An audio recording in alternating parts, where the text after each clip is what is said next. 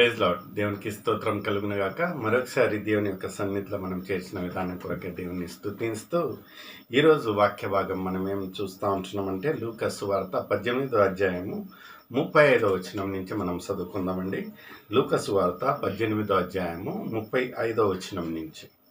ఆయన ఎరికో పట్టణమునకు సమీపించినప్పుడు ఒక గుడ్డివాడు త్రోవ ప్రక్కన కూర్చొని చూడండి ప్రియమైన సోదర, మనము ఇంతకుముందు మనము ధ్యానించిన ఒక అంశాలు ఏముంటున్నాయంటే, మనము జక్కయ్యస్ గురించి ధ్యానం చేసి ఉంటున్నాము. 19వ అధ్యాయము 1 నుంచి 9వ వచనం వరకు. ఆ తర్వాత ఇంతకుముందు మనము ఆ ఒక అధికారి గురించి, ధనవంతుడైన అధికారి గురించి మనము ధ్యానించాము. లూకా 18వ అధ్యాయము 18వ వచనం నుంచి. అయితే ఈరోజు మనం ఈ రెండిటకు మధ్యంగా ఉండే ఈ యొక్క వచనంను మనం ధ్యానిస్తూ ఉంటున్నాము. అదేముంటున్నదంటే, యేసయ్య ఆ యెరికో పట్టణంలో వచ్చే ఒక దావలో ఇవన్నీ మనం చూస్తూ ఉంటున్నాం. ఏముంటున్నదండి? ఆయన ఎరికో పట్టణముకు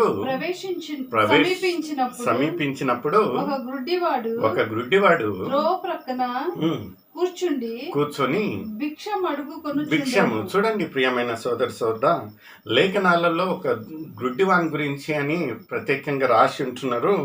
అదే మనము ఈ 3 సువార్తలలో మనం చూసినట్లయితే ఈ యొక్క సన్నివేశంను మత్తయిలోంక రాసి ఉంటున్నారు, మార్కులోంక రాసి ఉంటున్నారు, లూక్ లోంక రాసి ఉంటున్నారు. కానీ ఈ మార్కులో మీకు ప్రత్యేకించి ఏమన్నా మీరు ధ్యానించినట్లయితే 10వ అధ్యాయము 46వ వచనం నుంచి 52వ వచనం వరకు మనం ధ్యానించినట్లయితే అక్కడ ఈ గుడ్డివాని ఒక పేరు నమోదై ఉంటున్నదండి. ఏముంటున్నదంటే, గుడ్డివాని పేరు బార్తమియా అని పేరు రాసి ఉంటున్నారు. మీకు కావాలంటే మీరు ఆ ఒక లేఖనాలలో చూడొచ్చు. ఏముంటున్నదండి? మార్క్స్ వార్త ఏం పేరు ఉంటున్నది? బర్తమియా అని రాసి ఉంటున్నారు.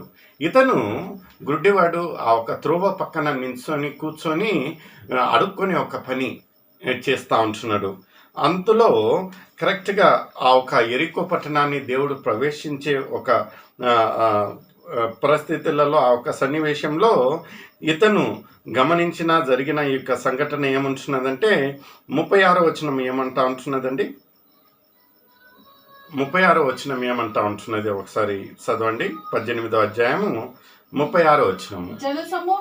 జనసమూహము దాటేటప్పుడు వాడు చప్పుడు విని ఇది చూడండి ప్రియమైన సోదరుడ, ఇతనికి గుడ్డి వాళ్ళకు కళ్ళు కనపడకున్నా మనకంటే ఎక్కువగా వాళ్ళకు ఆ ఒక సెన్స్ ఆర్గన్స్ పనిచేస్తాయండి. వాళ్ళకేముందంటే, వాళ్ళు ఆ ఒక శబ్దము విని వాటిని వాళ్ళు క్యాప్చర్ చేస్తారు. ఏం జరుగుతూ ఉంటున్నది, ఏముంటా ఉంటున్నదని వాళ్ళు బరీ ఒక శబ్దంతో వింటూ ఉంటున్నారు.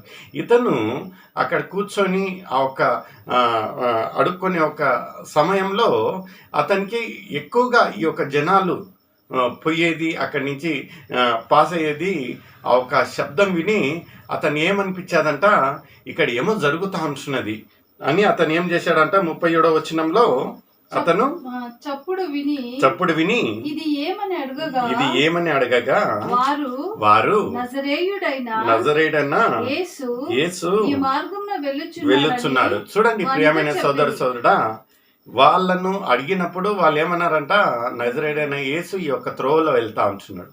మనం ఇంతకు ముందు ఆ ఒక 19వ అధ్యాయంలో చూసినట్లయితే జక్కయ్యస్కు ఇంకా సేమ్గా ఇలానే ఎవరో ఒక చెప్పిన మాట ప్రకారంగా యెరికో ఒక పట్టణాల్లో యేసయ్య ఇదే త్రోవలో వస్తూ ఉంటున్నాడు అని తెలిసినప్పుడు ఈయన ఇంకా జక్కయ్యస్ చేసిన పని ఏముంటున్నదంట, అక్కడున్న ఒక మేడి చెట్టుని ఎక్కి యేసయ్యను నేను ఎలానన్నా చూడాలి, ఎలానని కలుసుకోవాలని ఒక ఆశతో ఆయన ఏం చేశాడు, ఆ ఒక మేడి చెట్టు ఎక్కినట్టు మనం చూస్తూ ఉంటున్నాం.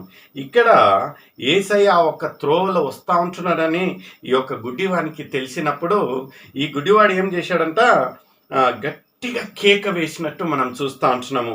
ఆ ఒక 38వ వచనం మనము చదివినట్లయితే ఏముంటున్నదండి?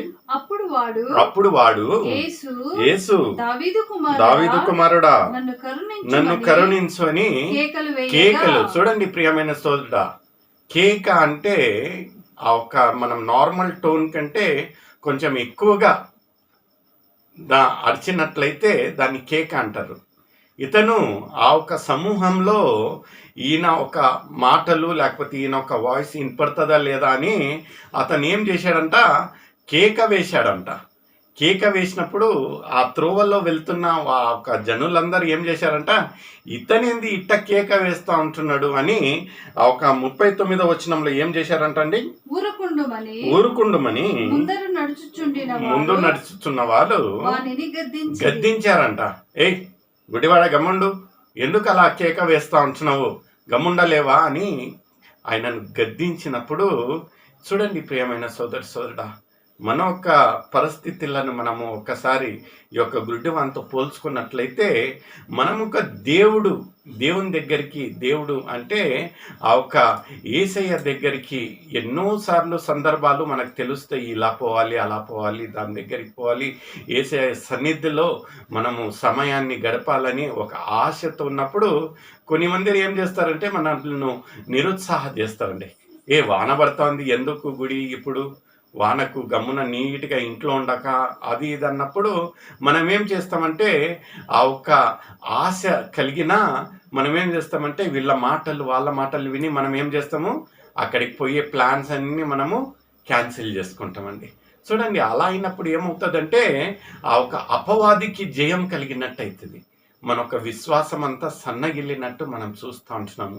ఈ యొక్క అంశంలో నేను ఒక చిన్న ఉదాహరణ చెప్తా అండి. ఒక అతను ఉదయాన్న 5:30కు లేచి ఆ ఒక కిలోమీటర్ పాటులో ఆయన ఒక ఆలయం ఉంచున్నదంట. ఆ ఒక 5:30 సమయానికి ఆయన వదిలినట్లయితే 6 గంటల సమయానికి అక్కడ చేరుకుంటాడు. ఆ ఒక ఆలయానికి ఆరాధన చేరుతాడనే ఒక తపనతో ఆయన రెడీ అయ్యి బయలుదేరాడంట. 5:30 సమయం అంటే చీకటిగా ఉంటుందండి ఎక్కువగా. ఆయన బయలుదేరినప్పుడు ఏమవుతుందంటే ముందుగా వెళ్ళేటప్పుడు ఏమయ్యాదంట, ఒక గుంత చూడక అతను ఆ గుంతలో కాలు పెట్టి జారిపడి ఆ ఒక బురద అంతా ఆయన పైన పడినట్టు మనం చూస్తూ ఉంటున్నాం. పడంగానే అతను అనుకున్నాడంట, అయ్యో ఇంత మురికిగా ఉంది, నేను ఇలా ఆలయానికి వెళ్ళినట్లయితే బాగుండదని ఆయన ఏం చేశాడంట, ఇంటికి అక్కడి నుంచి వెనక్కి వెళ్ళి ఆ యొక్క డ్రెస్ చేంజ్ చేసుకొని మళ్ళీ వెళ్ళాడంట.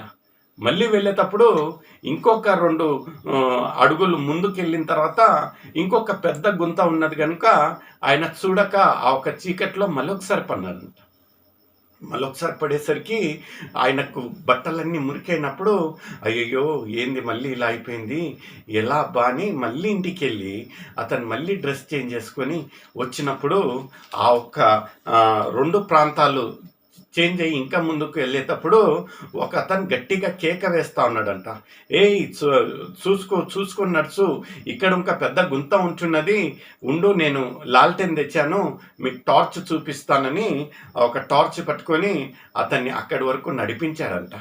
అక్కడి వరకు నడిపించి కరెక్ట్ ఆలయం యొక్క దగ్గరలో ఉన్నప్పుడు ఆ ఒక అతను చాలా థ్యాంక్స్, నన్ను ఇంతవరకు ఆలయం వరకు నడిపించావు, రా లోపలికి నువ్వు ఇంకా ఆరాధన చేద్దు అంటే, లేదయ్యా బాబు నీ పని నువ్వు చూసుకో, నేను లోపలికి రాలేనంటానంట. అరే రా బాబు, ఏం కాదు, ఇంత దూరం వచ్చావు, ఆలయానికి రా, దేవుని యొక్క సన్నిధిలో గడుపుదు అంటే, వద్దు నేను రాలేనంటాడంట. ఇతను కొంచెం ఎక్కువగా ప్రెషర్ పెట్టి రా లోపలికి అని అడిగినప్పుడు ఎందుకు రావటంలో ఏం కారణం ఉంటున్నదంటే, ఇతను చెప్పిన మాటలు విన్నట్లయితే మనం ఆశ్చర్యపోతామండి. ఏముంటున్నదంటే, నేను లోపలికి రాలేను, ఎందుకంటే నేను ఆ ఒక అపవాదిని, నేను ఒక సాతానును, నిన్ను పరీక్షించుటకు, నిన్ను ఆలయానికి రాకుండా ఆటంకపరచుటకు నేనేం చేశానంటే ఒక్కసారి కాదు 2 సార్లు నిన్ను ఆ ఒక మురికిలో పడేస్తే నిజంగా నీ యొక్క విశ్వాసము, నిజంగా నీ యొక్క ఆశ దేవుని దగ్గరికి రావాలి, దేవుని యొక్క సన్నిధిలో గడపాలనే ఒక ఆశతో నువ్వు ఏం చేసావంటే 2సారి కాదు 3సారి పన్నా నువ్వు మరొకసారి ఇలా అవుతా ఉంటావు, తయారై వస్తూ ఉంటావు, నాకు ఎంతో సిగ్గుకరంగా ఉంటుందని 3సారి నేనేం చేశానంటే నీ యొక్క విశ్వాసం గ్రహించి నేనే నిన్ను తీసుకొని వచ్చి ఇక్కడి వరకు నడిపించాను. అందుకని నేను అపవాదిని, నేను సాతానును దేవుని యొక్క సన్నిధికి రాలేను, అయినను నీ యొక్క విశ్వాసం గొప్పది అని చెప్పింటున్నానంట. ప్రియమైన సోదరి సోదరుడా, ఇక్కడ ఇంకా ఒక గుడ్డివాడు కేక వేసినప్పుడు ఏమైతా ఉంటున్నదంటే, ఇక్కడ పక్కన ఉన్న జనాలు ఏం చేశారంటే, గమ్మునుండయా గుడ్డేవాడా, నీకేం పని ఉంటున్నది, ఎందుకు కేకలు వేస్తా అంటున్నావు, గమ్మునుండు అని ఆటంకపరిచినట్టు మనం చూస్తూ ఉంటున్నాం. అయితే ఆ ఒక ఆటంకపరిచినప్పుడు 39వ వచనంలో ఏమంటున్నది ఒకసారి చదవండి. ఊరకుండుమని ముందర నడుచుకున్న వారు గద్దించారంట. కానీ వాడు మరీ ఎక్కువ చూడండి, గమనించండి ఈ యొక్క మాటను. కానీ అతను ఏం చేశాడంట, మౌనంగా ఉండకుండా ఇంకా బిగ్గరగా, ఇంకా ఎక్కువగా కేక వేసినట్టు లేఖనాలు చెప్తా ఉంటున్నాయి. ప్రియమైన సోదరి సోదర, ఎందుకంటే ఈ న్యూ అదేమంటారంటే do or die situation. Do or die అంటే ఇంకా ఎప్పుడు ఆ ఒక త్రోవలో యేసయ్య వస్తాడో రాడో, ఈయనకు అనుకూలంగా ఆ ఒక సమయం ఉంటుందో లేదో అని అతనికి తెలుసో తెలియదో, అందుకని ఏం చేశాడంట, ఇదే సమయము, నేడే రక్షణ దినము, నేడే నాకు ఒక ఏమన్నా చూపు రావాలి, నా ఒక కంటి చూపు రావాలి, ఒక అద్భుతం జరగాలి నా ఒక జీవితంలో అంటే ఇదే అనుకూలమైన సమయం అని ఈయన ఉపయోగం చేసుకున్నట్టు మనం చూస్తూ ఉంటున్నాం. మామూలుగా ముందు కేక వేసిన కంటే ఇంకా ఎక్కువగా కేక వేశాడంట. ఆ ఒక కేకకు 41 వచనం ఏమంటా ఉంటున్నదండి, అంతటా యేసు నిలిచాడంట. ఆ కేకకు విని ఏం చేశాడంట, నిలిచి వానిని తన యొద్దకు తీసుకొని రమ్మని చెప్పాడంట. జనులను వాళ్ళని తీసుకొని వచ్చినప్పుడు ఏం చేశాడంట, యేసయ్య అడిగాడంట.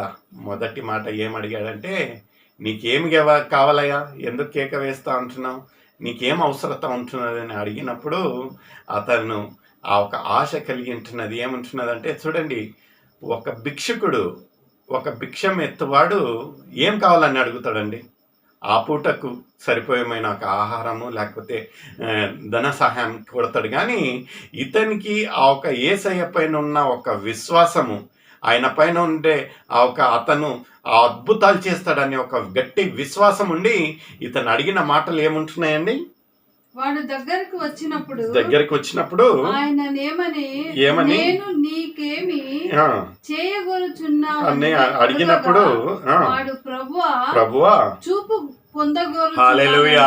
చూడండి, డైరెక్ట్ సిక్సరే కొట్టాడు ఇతను. ఇతను అడిగిన మాట ఏముంటున్నదంటే యా ఒక ఆహారం అడగలేదు, యా ఒక ధన సహాయం అడగలేదండి. ఇతను అడిగింది ఏంటంటే యేసయ్య నాకు ఆ ఒక చూపు దయచేయని అడిగాడంట. అడగంగానే చూడండి, యేసయ్యకు తెలిసిపోయింది ఇతనికి నా ఒక కెపాసిటీ ఏముంటున్నది. మన ఒక జీవితాలలో ఇంకా మనం ఏం చేస్తామంటే చిన్న చిన్న చిన్న చిన్న విషయాలు కొడతా ఉంటాం యేసయ్యతోటి, ఇది కావాలి అది కావాలి.